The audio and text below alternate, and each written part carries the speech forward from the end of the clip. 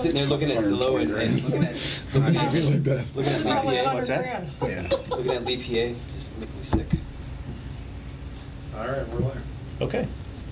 It's 1:17. It is October 23rd. We're at Fire Station 32 for continuing negotiations between IAFF, District 3, Local 1826, District 3, and the Fort Myers Beach Fire Control District.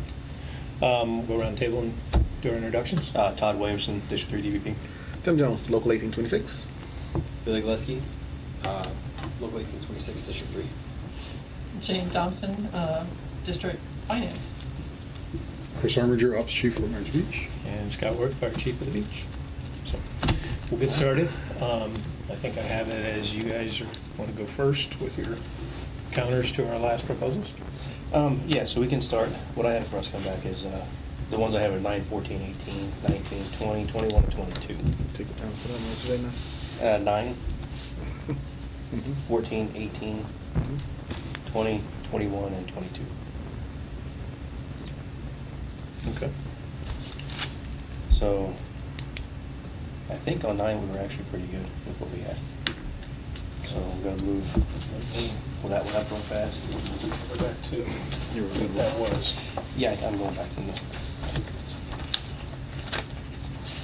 We were talking about maybe hours, buyback hours at the end, but I'm going to hold that one for a little while, just until we go on later. So I don't think there's anything else on 9, except for, So you're looking at R9 that we gave you last meeting. yes, which was Okay. this one. That's holding the hours.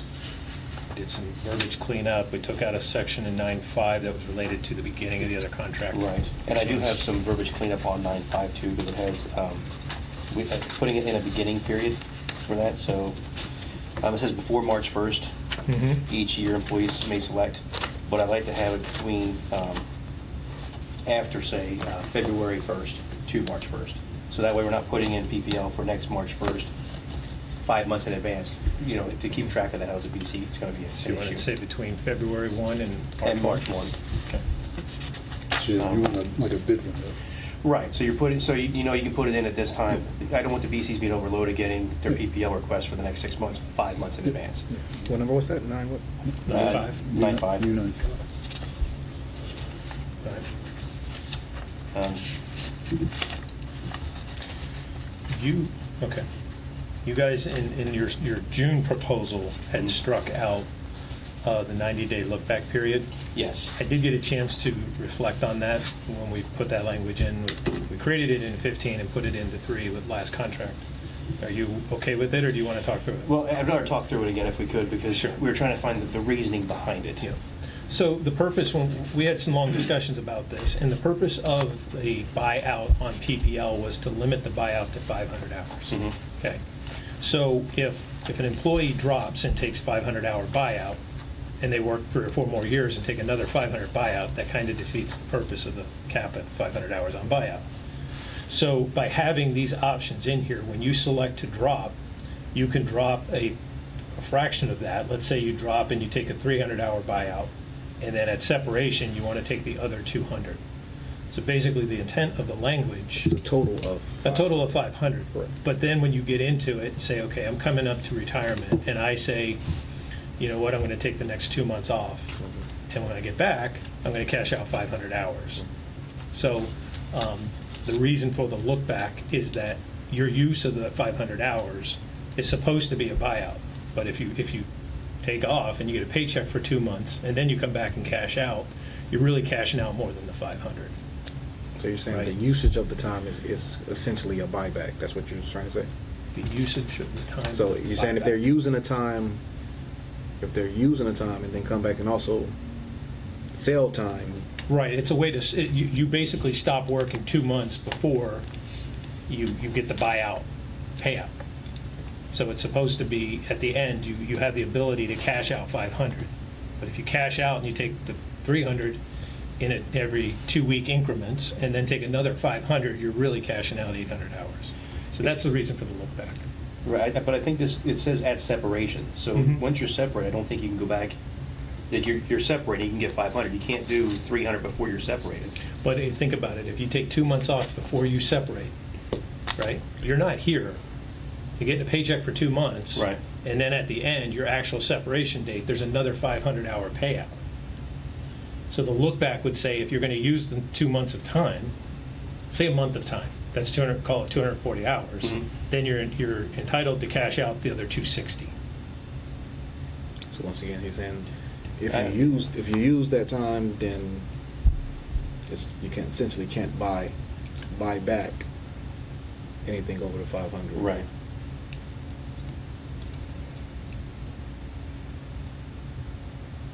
So that's the intent of it. Okay.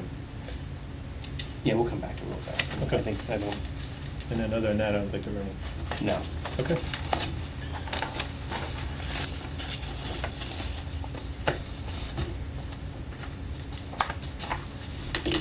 Okay, so on 14, that's holidays, it's the next Okay. one after this. So the main thing is 14.5. The last proposal you guys had was to double time for volunteering on holidays and time and a half for mandatory on holidays. Yeah. So my verbiage would be, proposes any shift employee that is mandated, ordered overtime, or volunteers to work a day in reference to 14.1, except the district anniversary date shall be compensated at 2 times the normal hourly rate. So I understand what you're trying to accomplish by having somebody volunteer Mhm. for the double time. Yeah. And I believe that having them volunteer, that's a good thing. They will volunteer for it. If somebody's waiting to be ordered to get the double time, they're going to miss out if somebody volunteers for it. So they're not going to, you're only going to get people being mandated who truly don't want to be here for the double. Like, if they don't want to be here, they're the ones saying, I do not want to work the holiday, I'm going to see my family. I don't want to see them, waiting around, they're getting time and a half, they have to be here, and somebody volunteers right next to them making double time because they volunteered. Now, I understand that they volunteer and that person gets knocked off the list, they're not being ordered anymore, that's the goal. So I'm agreeing that they volunteer, they get double time. So Okay. you're hopefully you're limiting the risk of mandatory. But I want to make sure that the guys that are mandatory, they do not want to be here double time or not, they can still be compensated. They look at being mandatory as more of, I'm not going to say a punishment, but it's a complete change of their holiday, their routine. Mhm. So I don't want to see them losing out on that double time when they could have just volunteered and taken it if they wanted the money. So they're not in it for the money, they wanted to be with their family. Does that make sense? I'm just trying to think through the scenario of if So- both of them were double time, why would a person not just get ordered and add the hours to the mandatory list? Because if they're waiting around to get ordered, Yeah. then somebody else might volunteer and they lose it. So if they're wanting to work the holiday Yeah. and they're waiting to be ordered for the holidays so they can just simply get double time, that's the wrong thing to do. What you would do is volunteer for it, and now they would get the double time to volunteer, which would stop somebody else from being ordered. And in the same breath that you're enticing people to sign up, Mhm. they're going to sign up for the double time, rather than, people that don't want to be ordered. Mhm. That's what he's trying to say, I'm guessing. Yes. How does that impact the overtime list? As far as, so if you volunteer, we have 2 lists. We have a voluntary list and a mandatory list. So if you're being mandatory, you're on the mandatory list, your hours, you just add the hours. If you're volunteering, you just add the hours and you move down the list. So. Same impact for both Yes. scenarios? Yes. Yeah, I honestly, I don't feel right having somebody that wants to be with their family for Christmas being ordered next to making less than the guy who volunteered for it. Because if we need the personnel, we need them, we get it. And I understand we don't want somebody waiting around just to be ordered to get double time, which giving the volunteering people the double time will stop them from waiting. If you're just. That's the hope. Yeah, if you're just waiting to be ordered so you can make extra money, Yeah. somebody's probably going to, if they take it, you're not getting that extra money. So You're not getting the money. it might entice them to take it if they really wanted the money. So in my mind, the only people you're going to get that are mandatory for holidays now will be the people who don't truly want to be there. They have other plans, they have commitments with their family that they'd rather be doing. Okay. So you're working from our last proposal, September 10? Yes. Okay, and then so 4.2B, splitting, if you work 12 hours or less, you get the 250? Yes, I'm fine with that. Good with that, and you're good Mhm. with striking, that was just to start the old contract. So 14.2D is struck, Yes. and then 14.5. So that's where we're at with that one? Yes. Understand your proposal on that one?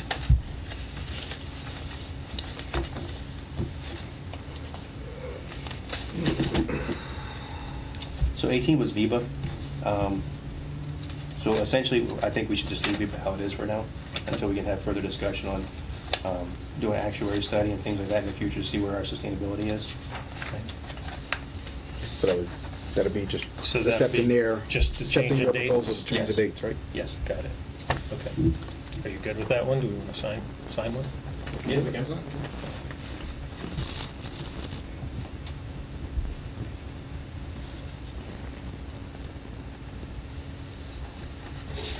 We'll make a copy. Okay.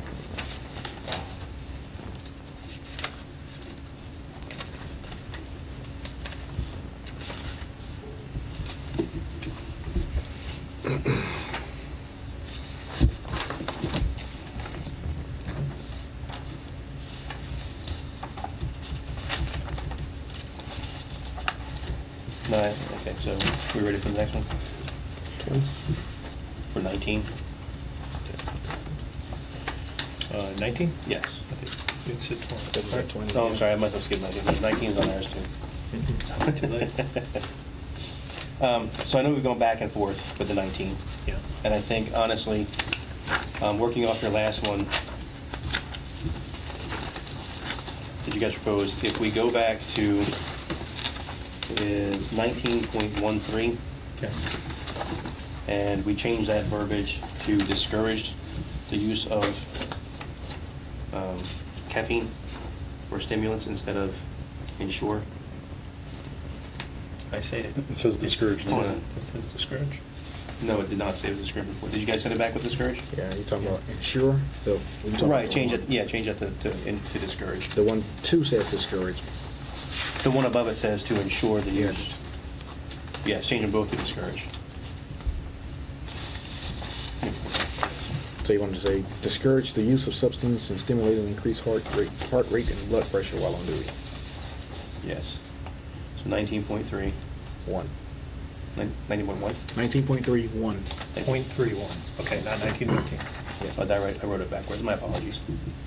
19.131. Sorry, yes, you're right. 1913. Assure that every member limits the use of substances that stimulate increased heart rate and blood pressure while Right. on duty. So we change it to discourage the use of substances that stimulate increased heart rate and blood pressure while on duty.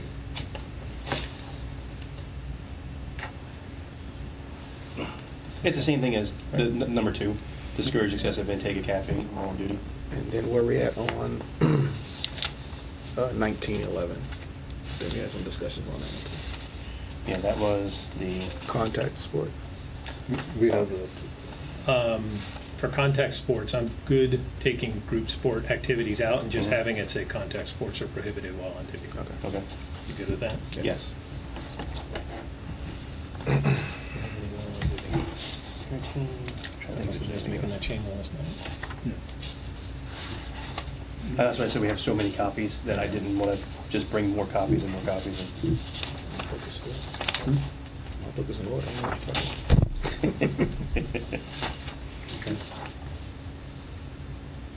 about. Okay. Otherwise, So I think that that's one it. looks good? Yes.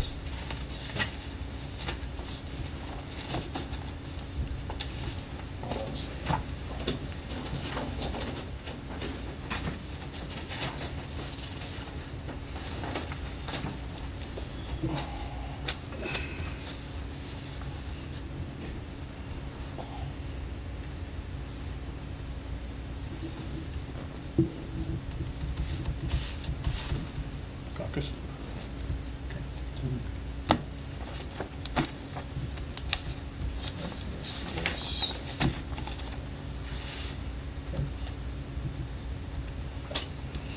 All right. Okay. So Now on the 20? 20? Yes. Okay, so, whenever you're ready. It actually be 20.1C. I just added in the, so it says employees are limited from being away for 432 hours. I wanted to add in the verbiage, shift exchanges for union business that do not utilize the union time bank will not count towards the 432 hours of annually allotted time. Okay, so can we go back and talk about the Union Time Bank? Yeah, we can, because I can even change this verbiage. Basically, what I'm wanting in this is just that if you're using, I have to do a swap, or someone has to do a swap for a union business, Mhm. it doesn't count towards the 432. I think we have that in there. No, I think that was the 4 hours. They can take off 4 hours and come back and not be charged.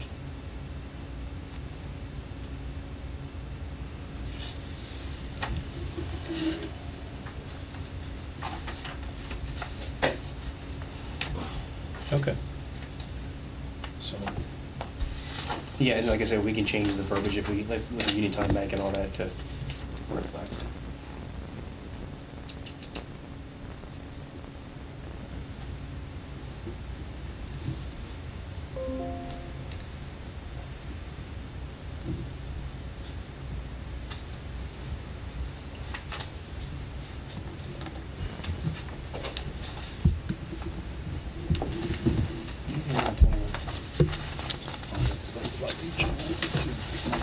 I do not. So we're changing they presented changing the, Yeah, just for the. vote schedule. Other than that. Yeah, I think I was good with that.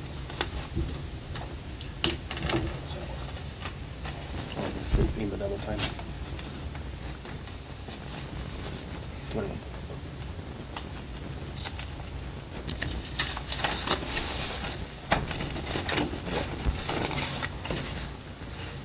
Yeah, Todd, it is in 20. Where at? If you read that J, it says that shift exchange for official union business related to FMB shall not have such time counted towards the total detailed in 20.1C, which is the 432. That's right, we struck that to put in the other article, that's why. I didn't see it. So it is in there in J Okay. already. Yeah, we can clean it up then if we want, or just leave it how it is with that. There's a lot of verbiage there. let me, Because I remember we struck that going back because we put it with the Union Time Bank. I made a change to this even though it was in your court. Okay. So if you don't mind, let me just hand Yeah. these out, we'll work from a clean copy.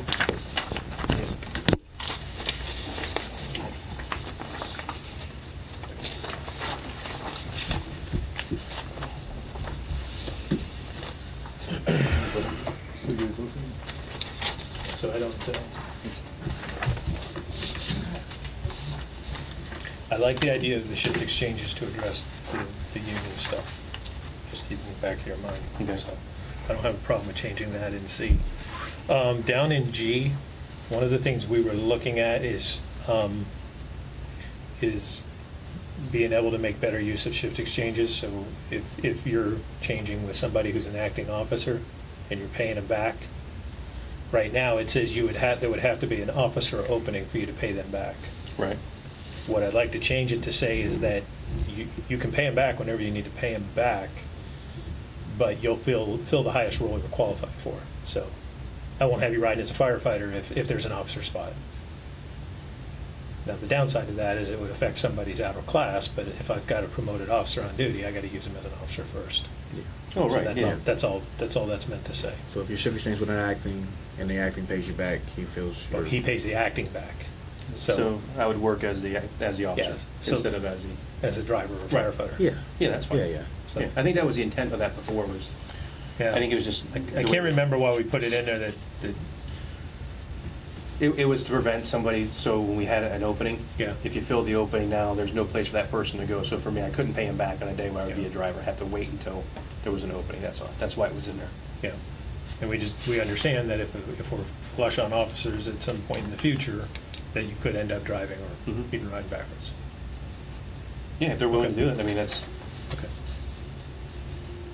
And then on the second page, I think we had already talked through this, but you had struck it and we put it back in our last proposal, I think. yeah. Right, that's the, I think you struck it, though, thinking about the time bank. yes. Yeah. I've got hang-ups on the time bank for a few reasons. I have a rewrite on that time bank too that we can discuss too. if you like. Do you want to get into that? We'll go through this first and then come All right. back to it. So So with that's that the only change other- there, that's the that only makes thing it- here. That makes it clean for his changes and your changes are. Yeah, just puts it all back in, so then it's fine. So Except for it's- C. We'll have to update C with the language. Oh, no, because it's Yeah, in J. because it's in J, we wouldn't need it. Yeah, it's in J. Yeah. Okay. That's why I had it in C, because we removed it from J to put it in there with the time bank, but Got it. So there's then no reason this to. is signable then at that point? Yeah. Do you want to wait and go through the time bank? See where we land Yeah, on we that? can, I mean, and then we'll come back and do something else.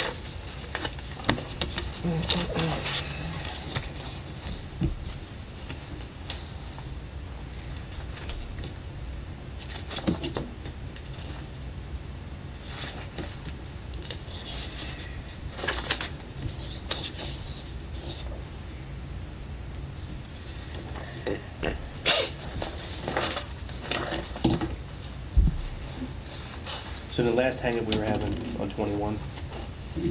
Yeah. Okay. Well, I believe it was a double time for FEMA, Yeah, for the state of emergency. yeah. I'm just bringing it up again. I know that FEMA, generally reimburses what we put in for, so I don't know if that's gonna change or, It's a crapshoot. yeah. It's a crapshoot. Right? But, Yeah, well, we're still waiting to hear what they're gonna do with Ian. Yeah. Yeah. It really, it's not automatic. You So we know? haven't gotten money back from 2 years ago for the, We have for Get this. some. but not the time bank stuff, that, No. really? Yeah, so they front us Mhm. some money to keep us going, Right. so part of it. The problem is that we don't know how much more they're going to approve. They can even go back and audit it and say, we need that money back. Right, It's not a guaranteed thing, okay. so. That's understood, all right. Well, that's the only question I really had about 21. Was that FEMA time bank again? Did you have something else, Tim? Nope.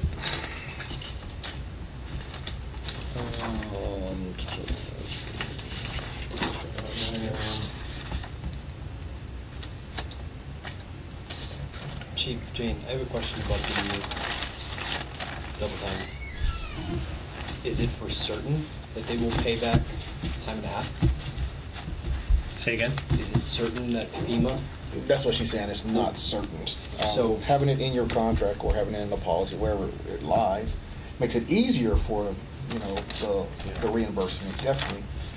But they have to coincide, of course, your 215s and everything else during that operational period for your period. They're less likely to balk at time and a half than they are to scrutinize over double time. And especially if they see that the only time you're providing double time is if you're doing it when they're involved. If during the overtime state- was during a always, state of emergency? right, if overtime was always double time, it probably would balk less at it. But Oh, if it's deal.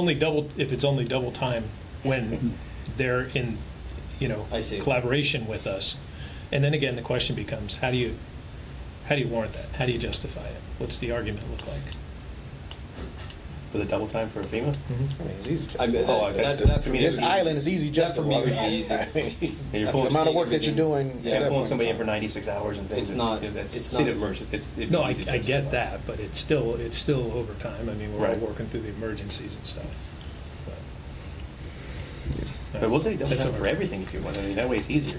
It was a hypothetical, Todd. I'm just making- You said 21. Yeah, that was 21. Right.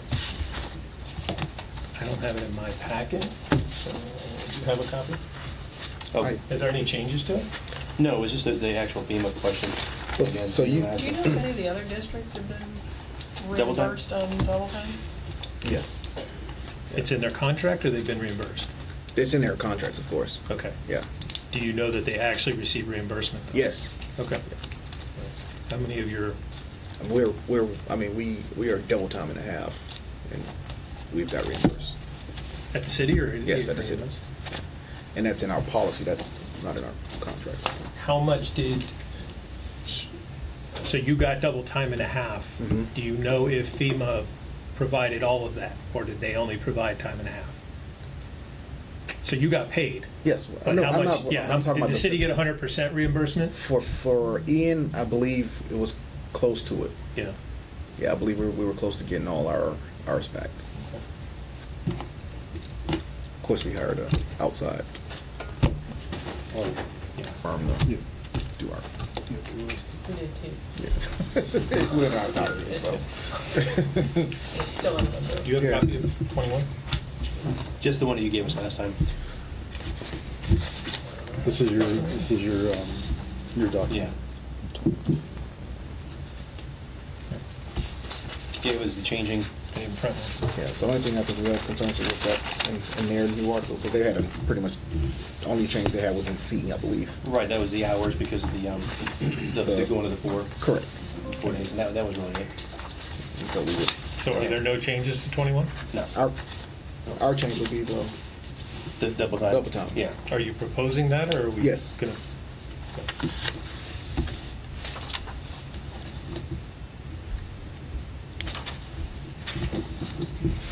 I have the house, I just didn't print it.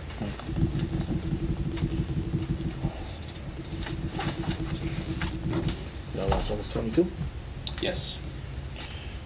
So, and do I have to go find, this one is a little bit different.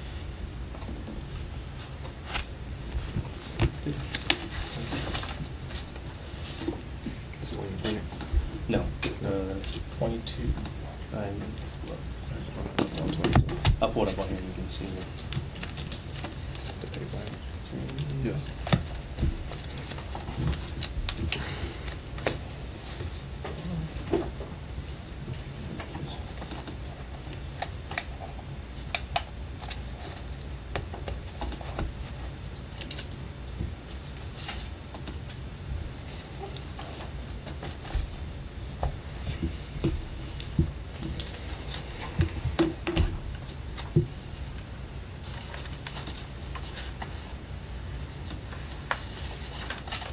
We really didn't have very many hangups on 22, Okay.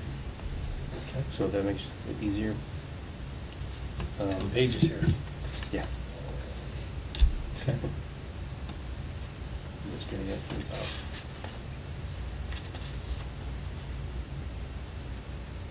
Okay, so the first one, in 22.1, talks about the CPIW and the COLA. Mhm. Um, So what I'm projecting, so the way the pay spreadsheet worked out is there's a 4.3% increase next year Mhm. with the CPI. So I just wanted to add in that pay period following October 1st, 2025. Yeah. With an increase of 4.3% in addition to the average CPI, South Florida wage earners, South Urban region for previous 12 months. Basically just adding in with an increase of 4.3 to that CPI, just to make sure it's captured. Because it's only on the spreadsheet. Oh, It's not okay, in- it's so not there's in the no contract. verbiage. All right. Yeah, there's nothing regarding the 4.3.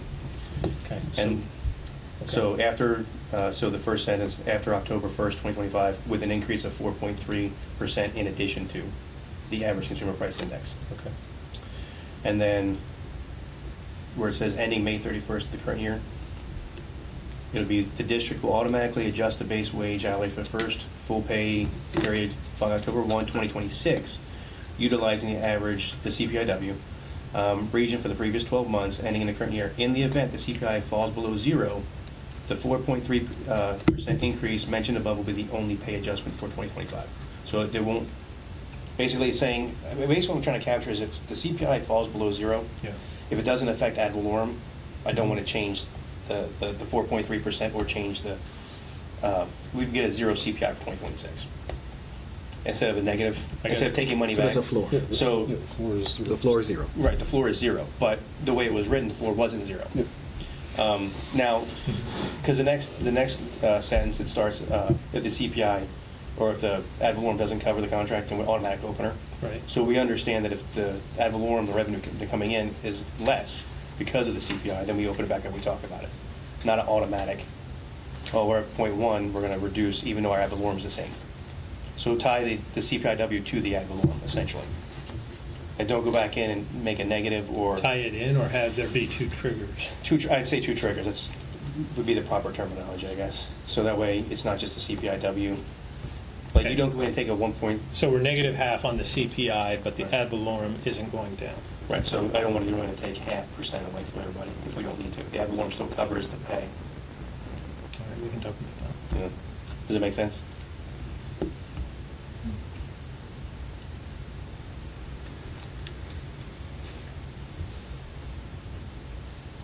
And I can print this off too if you need it.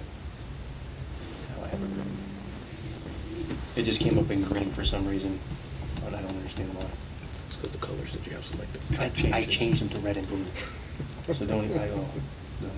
Not supposed to use red ink in the paper article.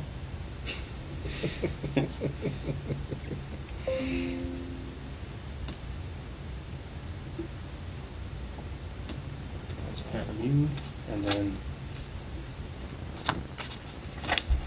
so,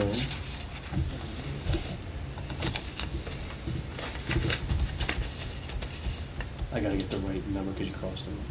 22.3, credential paramedics compensated following chart. If you scroll down, the district recognizes the enhanced value educational degrees, certifications.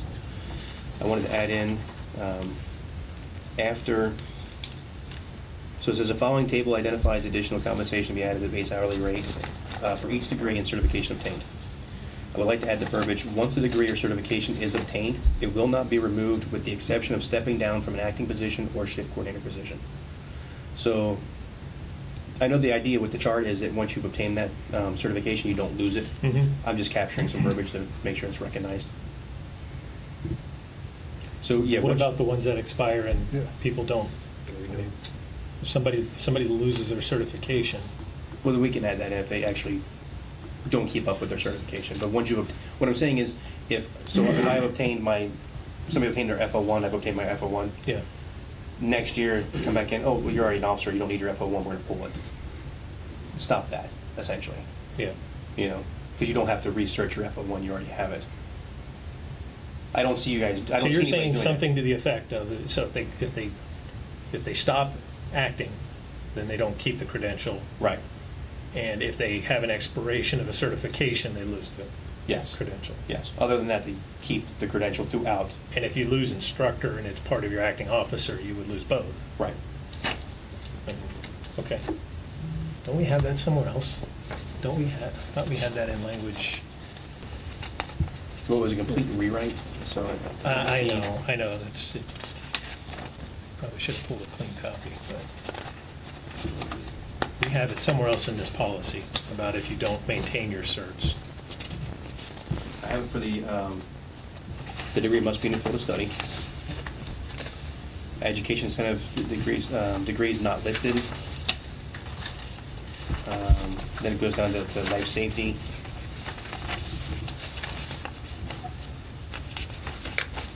Then it goes on to prior experience.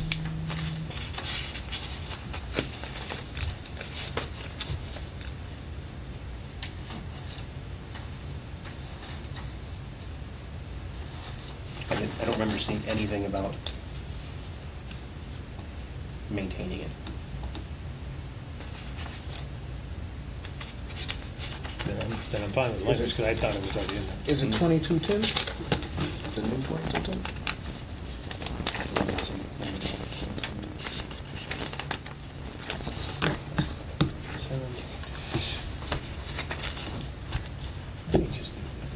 On attainment. It's 2210. This is loss of degree or certification will be assessed based on the time period. Where that's a loss, but it doesn't say anything about keeping throughout the duration of everything. So it talks about the loss. Yeah, the loss, that's what I'm talking about. Right, but it doesn't talk about maintaining or keeping. There's nothing that says you get to keep all your incentives as you promote up.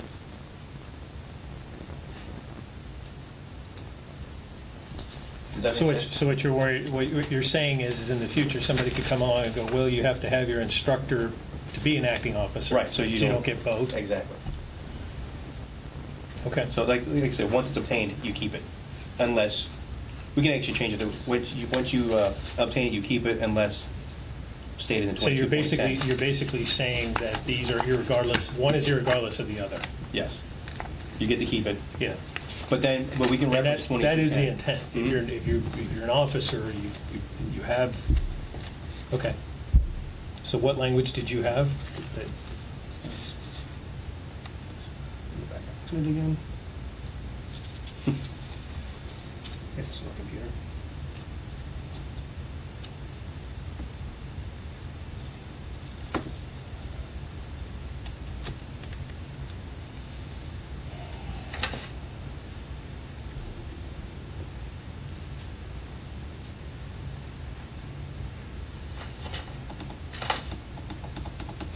2210 is really, that verbiage is really meant to talk about the date, the timeline for pay, like removing pay. Correct. I don't know how you lose a degree. 22.1. It says, with the way we have it written, it says upon attainment or loss. You can attain the degree, the employee will follow district procedures for reporting district. So what I had was, once a degree or certification is obtained, it will not be removed with the exception of stepping down from an acting position or safe coordinator. But we can change that to, with the exception of something written in 2210 or reference in an article if we need to. But once a certification or degree is obtained, it You're will- really wanting to say that these stack. Right. Yeah. So once you obtain it, maintain you them. keep it no matter what. Yeah. As long as you're compliant. As long as you're compliant with Yeah. it. As long as the degree or certification remains compliant. All right, I know what you're shooting for. That's all. And then the last was bringing up the.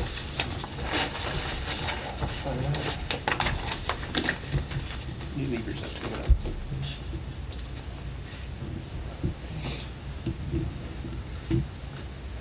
It was the discussion on when it will be adhered, when it will be, your longevity and things will be assessed. So instead of the first full pay period, October 1st, we wanted to change it to employees' data promotion. Now, I don't know, like I said, we talked about what it looks like for Jane. You know, how much So promotion, data promotion. data promotion. Okay. So you promote to, if you're an engineer, you promote to engineer.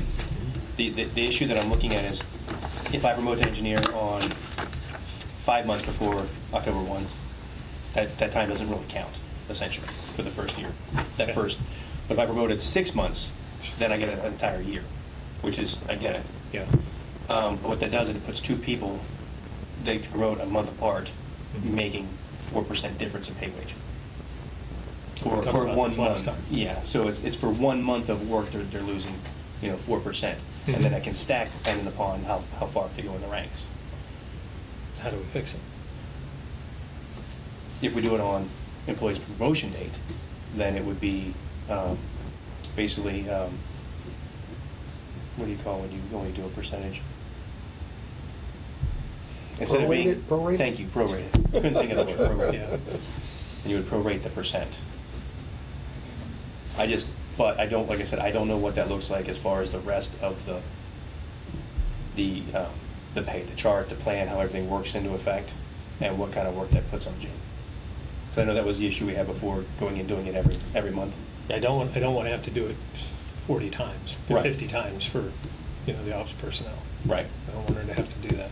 Is there any way to set up where it's a program that runs it once a year? Or once a month, it does it automatically once a month, it just redoes it, or do you have to actually go in and look? Jane? Well, Man, that- we could put the onus back on the employee that basically says, Apply for it. Apply for it, sure. No? But do you want to have, I'm not thrilled this about this is the doing experience. that many. No, I don't want to do it 50 separate times, Right. procedurally.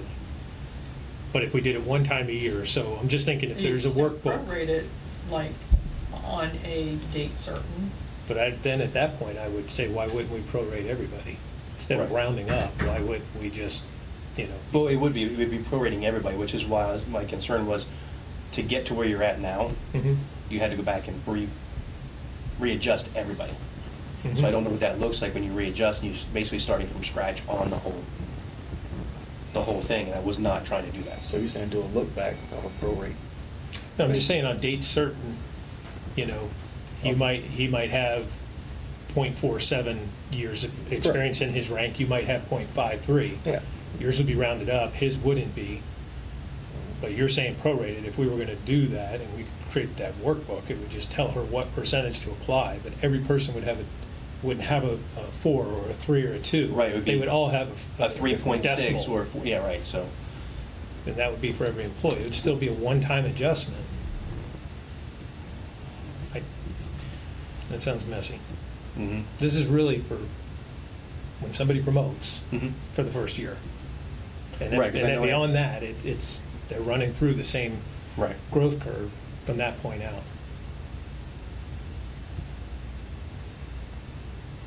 Yeah, we'll go back and talk about it some more. Okay. I don't see it as that big of a deal. Right. They're not gonna miss out, they're not gonna miss out on the 4-3-2. No, it's just, the concern or was growth if, curve, whatever it is for each rank. right, the only time it really comes into play is if two people or multiple people are promoting a month or two apart, Mhm. multiple times. Because if you do it twice, if you go from firefighter to engineer, Yeah, and you did it in, you didn't get the full year, you got a year which is 0. yeah. And the next person had a year and 6 months, Mhm. and you got a year and 5 months, they're gonna get the 4%. So then now you promote to lieutenant, the one with a year and 5 months had 0% of driver experience, the other one had 4% driver experience. Yeah. So now they do lieutenant again, now they're actually behind the 8 ball. So Mhm. there'll be a 7% gap after that first year.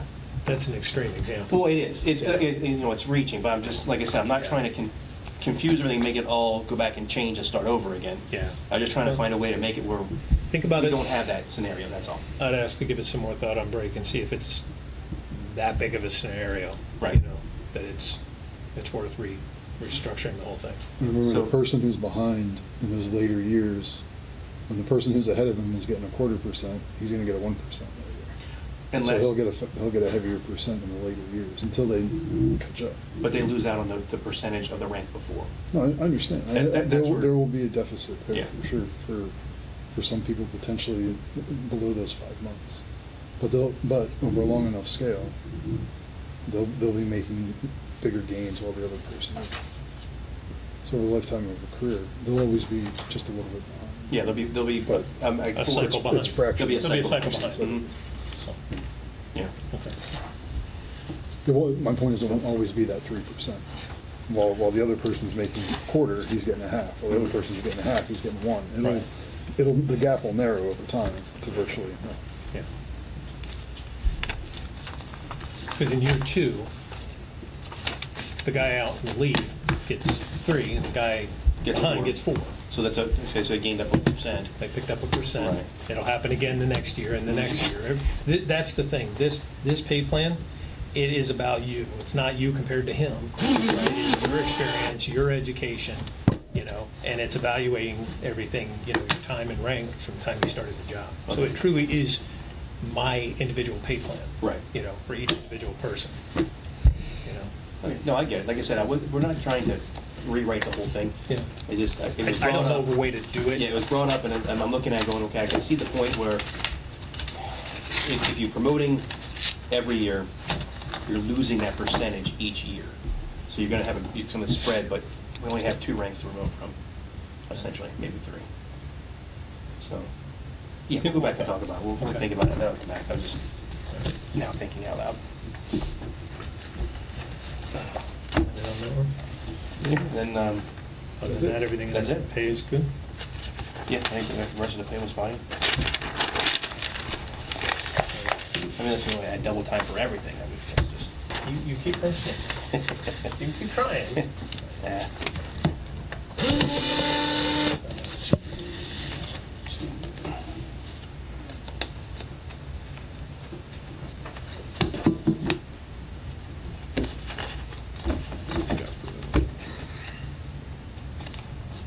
So I think it's my turn. Yes. Okay. Article 3, the only thing we had in there was the additional language on, or that you had, was the additional language about moving people. Mhm. And I don't think, I'm coming back with no changes. I don't think that it's, we had a recent situation, which is I think why that language came up, and we collaborated on that and we got it worked out. But moving people, it's an operational need and it's a management's right. And I don't think it needs to be changed, honestly. So our proposal is to stay with our last proposal from 910. Well, yeah, that's right. So I understand it's a management right. Yeah. Which is why, if it's a need, it's an operational need, is why we put that verbiage in there. Mhm. But we talked about the shift exchanges and not having more than so many shift exchanges. Yeah. And it was brought up that, like Chris had brought up, there has to be a cohesion with the group. There has to be the guy with the officer, there has to be that type of, group. And if we allow just arbitrarily to shift change people, then you're losing that. We're not keeping that cohesion. But you've worked with us on the shift changes recently. Do you think that they're arbitrary, or do you No, think we no. collaborate on them and I don't, talk but this about the isn't why? just for you, this is for the future, this is for the other, other people coming in. So if we sit back and like, if we're agreeing now that we're not gonna arbitrarily just up and change everybody, then it's a different story. But we can't guarantee that for the future. Yeah. We'll And- get another shot at this in 3 years. I just don't think it's a big deal. So our proposal would be no changes on 3. Okay, I understand. All right. You want to sign? Not yet.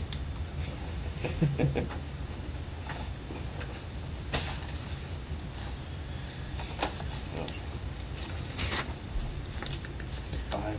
On 5, we got to talking about 5, and our last proposal was on 5.4, of at least 7 days prior to implementing changes. One of the problems that we came across when we started talking about it is the fact that if you go to department orders, those come out in a timely way. And to say, hey, we have this immediate need, but I'm going to give you a week to deliberate, doesn't meet the operational needs. So, I think with those things, we would understand. yeah, so, prior to implementing changes to any of the items gives us that ability. So what's your thoughts about staying with 5.4 the way it's written? Well, the only concern is that I don't see us changing an operating guideline within a week. Yeah. I don't see like job descriptions changing within the week, things like that. Yeah. Now, if it's a department order, because something has to change, Mhm. I would understand it's a quicker process. Yeah. But some of those, I don't see why the 7 days would make a difference, to be honest. Like, why would not be? Well, and the other examples, I believe we've had some issues with protocols in the past where meds will be dropped or whatever, and we have to immediately pivot on that. Right. So if we say 7 days, what kind of language could we do that talks about something to the immediacy of the change? So, like 7 days prior to changes. Has there been a problem with changes that have come that you didn't get to put eyes on? Or Jen when she was DVP? Jen, I'm not aware of, to be honest. I think it just makes for a cleaner process, and like if there is something in there that we may have seen or thought of that you guys may have not, it's that ability to, hey, maybe you didn't think about this before the policy actually come out.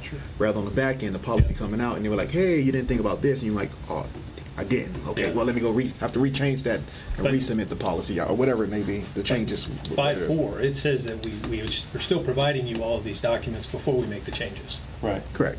So, if it's a department order and it's urgent, we're getting on the phone with him and Terry Correct, and saying, correct, hey, correct. here's what we need to do. Correct. Can you put eyes on this? Can you give feedback? Mhm. Whereas if it's a policy, they'll probably get an email and says, hey, here's the draft, give me feedback. The only side to that is if, like, I can't answer the question or Terry can't answer that. How about We have to how go to about this? somebody else, we have to go to Mark or somebody. What if we put a second sentence in there that says, when we provide the policies, we will request a response date? That way, if there's an urgency to it, so you'll be clear that, hey, this is priority, I gotta get it out today, and you'll say, okay, give me a few hours. Whereas if it's a policy and I say, hey, fire it back to us and, comments in the next 7 days. So, Would if you think that might work? If you had it say, at least 7 days prior to implementing, you leave the at least 7 days, Mhm. but then you had a second sentence that states that upon urgency, the district may require or may ask for a shorter time frame due to the urgency of the matter. What if you say no? What if you're pissed at Scott tomorrow and you say, no, taking the full 7 days to review your department Well, order? but have I done that to you? No. Okay. But it's the same thing. I'm saying, Yeah, I know, it's the same I thing get we're you. asking I both ways. understand. So, Just for context, Yeah. I'll mention this. Yeah. We solicit often for participation through committees and groups. Mhm. And that's really most advantageous opportunity for the floor to get input on things like this. And really, they get out what they put in. So the opportunities exist to participate at all levels in these sort of things, even outside of the language in the CBA, or even policies. That is a practice to solicit for committees, participation from the floor in these things. So just for context, there is ample opportunity for participation. I definitely agree with that, but I also agree that as a DVP, you can't serve on every thing that goes on, because you will get burnt out. And there's some things that I won't be able to answer. I have to get, Mhm. I've got to get more clarification on that I might not be able to do in 24 hours. You know, if we come out with a thing at 5 o'clock at night, there's no way I'm getting an answer by 8 o'clock the next morning.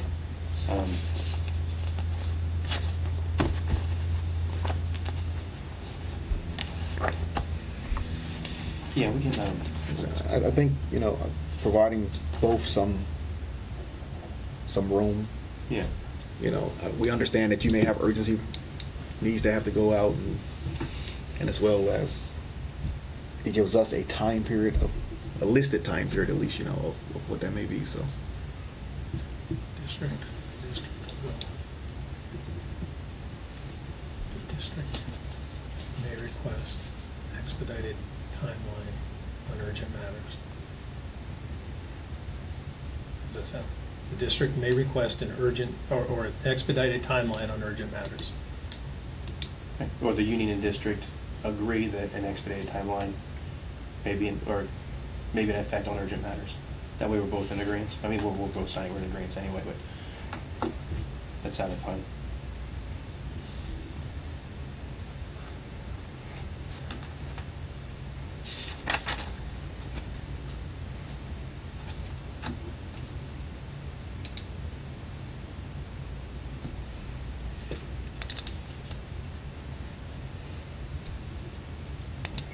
May request urgent response. The union and district agree an expedited timeline may apply in urgent matters. For an urgent response. Apply for urgent matters.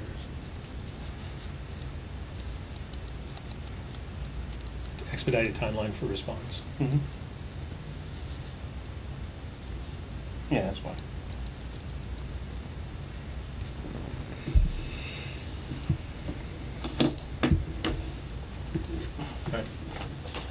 Did you, were you okay with the crossing out of the 5.5?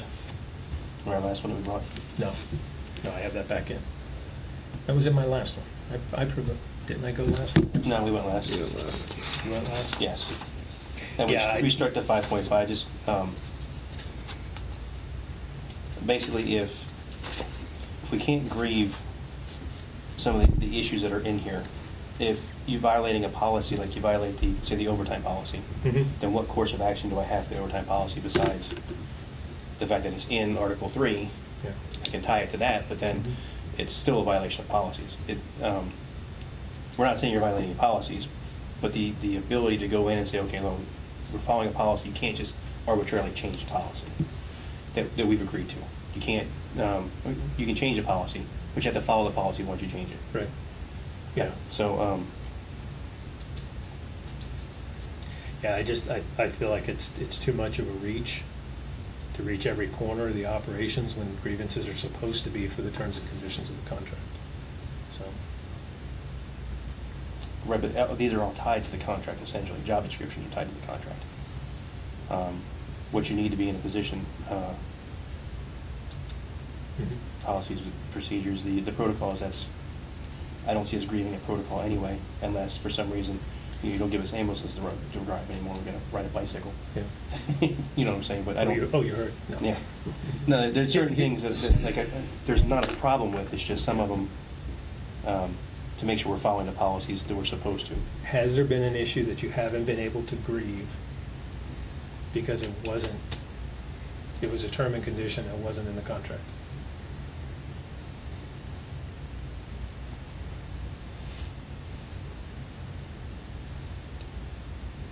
I have to think back on that one. Because I have to go back years, possibly. You don't have to go back that far. Yeah. Just stop, say no. The answer's no.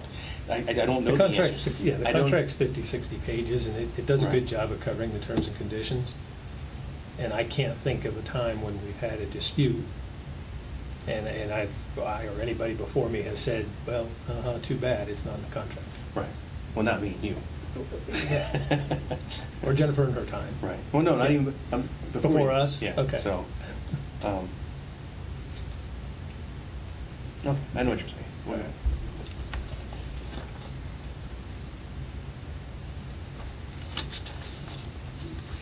Chief, I have a question. In regards to 5-4, Mhm. what would be considered The urgent matter. urgent? Uh, For example. COVID comes down on us. Okay. We have, currently, injuries are causing us to really have to work to make our rosters. I'm just trying to think of anything really that comes down in a department order could have an urgency to it. Something specific off the top of my head, I don't know. We lose an engine and we have to change our response. Well, I think we did that was it after Ian? We made some response changes, Mhm. We changed the policy to staff, Yeah. yeah. So, And then you look at items, specifically with number 6, like the medical protocols, like, those are really out of our hands. We operate at the will of the medical directors. Right. And our opportunity for input, even at the highest levels of the organization, is not profound. Like, they dictate the rules that we can operate in. But the aren't scope those of our medical practice. protocols put out far enough in advance that it wouldn't be immediate? There's circumstances when they're not. When we talk about changes in medications and stuff like that. So they're unique situations, but that is to my point, is there are times as ops chief where I'm going to have to issue a directive because I have to now. Like hey, Friday there's no more ringers. We just don't have them. Saturday everyone's getting normalcy for the next 21 days, and I have to put that out, and I have to put that out timely. And what are some of the other meds that we've had recently that have gone out of production or back ordered and we've had to change? the epi, the cardizine, atropine. We've had several, but my point is, in those circumstances, even the opportunity for input is really arbitrary. Yeah. We're doing what we have to do. And those are things. There's no yeah, conversation about. Those are things you wouldn't get a kickback from us on. It's that we don't have a say so. It's not a change in our contract, so it's not like we're not going to come back and fight with that anyway.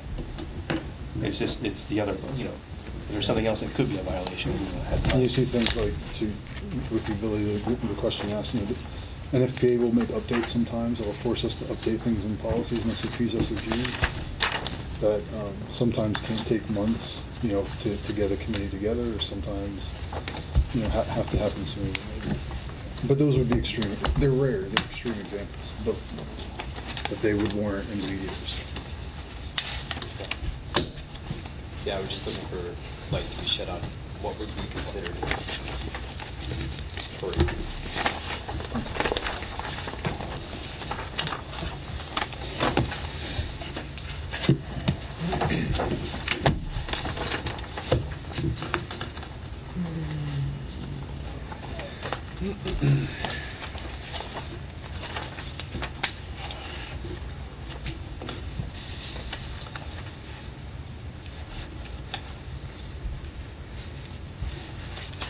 So our counter, from talking in the last meeting, 7.3 and 7.4. Are you ready? Or you Yes, yes, Okay. you're good. So 7.3, 7.4, we had talked about opening up the access to Tim or somebody else who is going to come and meet with the employees. So one of the things that I want to try and focus on is shoring up 8 to 4 for the crews to be able to do truck station training, run calls and whatnot. Right. So what we're proposing is to change it so after normal business hours, which is after 4 p.m. Monday to Friday, and then any time on the weekends would be outside those business hours. So we're defining that for the purposes of, Tim or somebody coming to chat with the guys, or for holding meetings in 7.4. Right. There would be an issue if there was like a disciplinary action, you had to come down and meet with the guys during. That's department business. Right, okay. It's department business. Okay. No, that's understood. Yeah. So other than that, the other changes that were proposed, our proposal is to stay as written. Okay. And so we can talk about this because this is the Union Time Bank. So I'll turn that one. So well, I'll take the Union Time Bank. There's a few things about that I have a little bit of concern with. First off is when the union officer is guaranteed 500 hours off, that's in addition to the 2 max. So we have the principle of providing extra bodies to account for scheduled absences. So if 500 hours of union time starts getting treated as scheduled absences, it starts affecting the operations. Okay. We're already at a point where, you know, we're getting back into more mandatory than I'm comfortable with. I think any of us are comfortable with. That's why I like the idea of shift exchanges. The other concern I have with the Union Time Bank is if a firefighter is putting hours in, but an officer is cashing them out, then that doesn't seem right either. Because you're basically, it's a disparate pay rate between the person putting it in and the person that's taking it out, assuming it's you, you know what I mean? So those are some of the issues I have with the Union Time Bank. My proposal would be I'm okay with the shift exchanges not counting towards your 18. I think that makes sense. So my proposal would be that we stay with that. Okay, so if, you're talking about the 500 hours, Yeah. if we reduce those at, say, 240, Mhm. cut them in half, essentially. Mhm.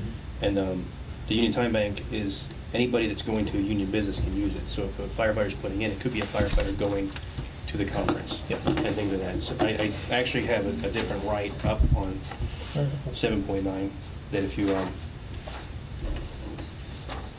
take a look at real fast, it's a long one. So I don't know if you want me to read the whole thing or if you just want to go through it and hit some points. Do you want me to read it onto the record or you just? Sure, go ahead. Okay. You So, want me to just make a few copies? Yeah, that'd be much easier. Do you mind? If you don't mind. Here, Jane, take that one. It's It's a little bigger. Yeah.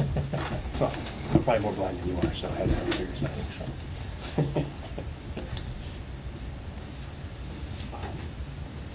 Do you want to take a break for a minute while she's making copies? Do you need a break? That'd be nice. Yeah. Okay. All right. Can we take a break? All right, so we're going to take a break. It's 2:20.